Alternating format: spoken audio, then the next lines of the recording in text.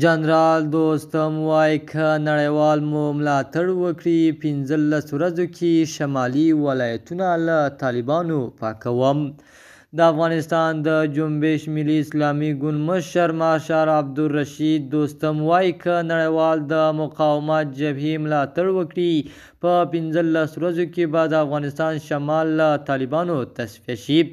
په سلامونه مو هرکلی کوم د AFG نیوز چینل درنو لیدونکو سلام ستړي مه شئ وخت مو په خیر.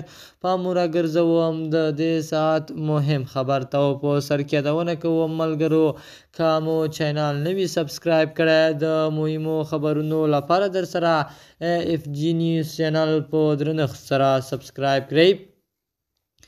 عبدالرشید دوستم چې د جمعیت اسلامي ګوند مشر برهان الدین رباني د 11 تلین په مناسبت یوې انلاین غونډه کې خبرې کولې. د افغانستان د وروستي وضعیت او د طالبانو د چلند په اړه غوسه څرګنده کړه.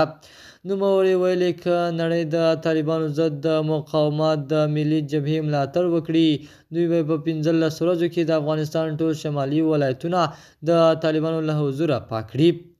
ښاغلی دوستم چې د جمعیت اسلامي ګوند مشر برهان الدین رباني د 11 تلین په مناسبت کې په یو جوړ شوي انلاین غونډه کې خبرې کولې او د دې غونډې ویډیو پر حواله رسنیو خپره شوي. ویلي له دوی طالبانو سره زور په کار دی او باید په وړاندې مبارزه وکړي. نوموړي د روانې اونۍ په ترڅ کې په وینا کې د افغان سیاستوالو غونډې ته په اشاره وویل په جلسو او اعلامیو او نورو مسایلو دا خبرې نه کیږي، یوازې همدا بهرنیانو سره خبرې وکړئ، یوازې له موږ سره چې لږې خبرې هم وشي دا لور تر کابل او بل لور تر هراته به 15 ورځو کې به د دوی خبره ختمه شي. د AFG نیوز چینل درنو لیدونکو دا و زموږ د دې ساعت چمتو شوی خبر. تر بیا ښې چارې در لا په امان.